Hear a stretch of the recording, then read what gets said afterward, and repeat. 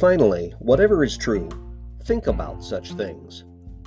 Welcome to Truth Is, the podcast based on the blog based on tidbits of truth that find their way filtering through the mind of Dewey Roth.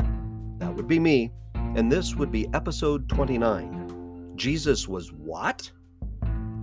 It's often been said that Larry Norman was the grandfather of contemporary Christian music, that his pioneering blending of folk rock music with spiritual truth in the late 60s helped create Jesus music and was a major part of the soundtrack for the phenomenon of hippies coming to Christ that was called the Jesus movement.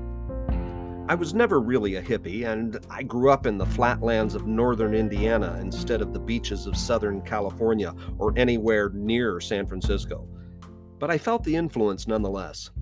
The setting aside of theological navel-gazing and denominational chest-thumping and just focusing on this guy Jesus really struck a chord with me. And it didn't hurt that I could play along with the simple chords of classic rock that came charging from the vinyl grooves of the hard-to-find albums by the likes of Norman, Randy Stonehill, Phil Keaggy, and Love Song.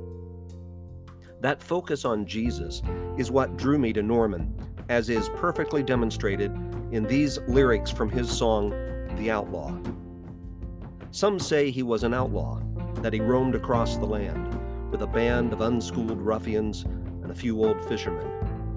No one knew just where he came from or exactly what he'd done, but they said it must be something bad that kept him on the run. Some say he was a poet, that he'd stand upon the hill and his voice could calm an angry crowd or make the waves stand still. That he spoke in many parables that few could understand, but the people sat for hours just to listen to this man. Some say he was a sorcerer, a man of mystery.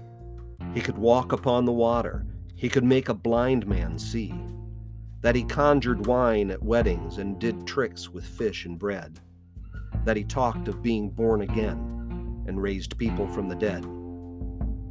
Some say a politician who spoke of being free. He was followed by the masses on the shores of Galilee.